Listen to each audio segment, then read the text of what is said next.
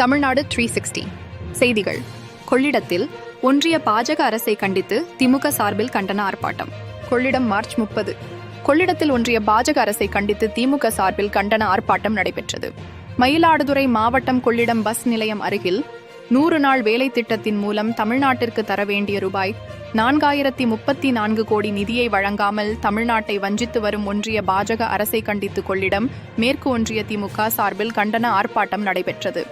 திமுக மேற்கு ஒன்றிய செயலாளர் செல்ல சேது ரவிக்குமார் தலைமையில் நடைபெற்ற இவ்வார்ப்பாட்டத்தில் மாவட்ட அயலக துணை அமைப்பாளர் பாண்டியன் வரவேற்றார். ஒன்றிய துணை செயலாளர்கள் சுசிலா நாகலிங்கம், அசோக்குமார், செந்தில்குமார், ஒன்றிய பொருளாளர் சண்முகம் முன்னிலை வகித்தனர். மாவட்ட அவைத் தலைவர் சீனிவாசன் கலந்து கொண்டு கண்டன உரையாற்றினார். மாவட்ட பிரதிநிதிகள் செந்தாமரை கண்ணன், காமராஜ், ஒன்றிய இளைஞரணி அமைப்பாளர் கலாநிதி மற்றும் மாவட்ட ஒன்றிய சார்பு அணி நிர்வாகிகள், முன்னாள் உள்ளாட்சி பிரதிநிதிகள், கிளைக்கழக செயலாளர்கள், பிரதிநிதிகள், மகளிர்கள், இளைஞர்கள் மற்றும் கழக மூத்த முன்னோடிகள் மற்றும் 100 நாள் வேலை திட்ட பிரதிநிதிகள் கலந்து கொண்டனர். முடிவில் மாவட்ட தொழிலாளர் அணி துணை அமைப்பாளர் எத்திராஜ் நன்றி கூறினார். இதேபோல் கடவாசலில் கொள்ளிடம் கிழக்கு ஒன்றிய திமுக செயலாளர் மலர்விழி திருமாவளவன் தலைமையில் நடைபெற்ற கண்டன ஆர்ப்பாட்டத்தில் முன்னாள் ஒன்றிய குழு தலைவர் ஜெயபிரகாஷ், பொதுக்குழு உறுப்பினர் கென்னடி, முன்னாள் மாவட்ட பிரதிநிதி நிர்மலா மணிமாறன், வட்டார காங்கிரஸ் தலைவர் பாலசுப்பிரமணியன், மகளிர் அணி அமைப்பாளர் மகேஸ்வரி மாரிமுத்து உள்ளிட்ட நிர்வாகிகள் கலந்து கொண்டு கண்டன கோஷம் எழுப்பினர்.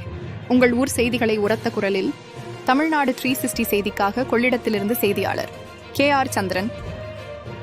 வஞ்சிக்காதே வஞ்சிக்காதே, தமிழ்நாட்டை வஞ்சிக்காதே, அடிக்காதே அடிக்காதே, ஏழைகள் வயிற்றில் அடிக்காதே, சம்பள காசை திருடாதே கொடுத்துவிடு, மோடியே எங்கள் ஊதியத்தை கொடுத்துவிடு கொடுத்துவிடு, பணக்கார முதலாளிக்கு வழி தள்ளுபடி,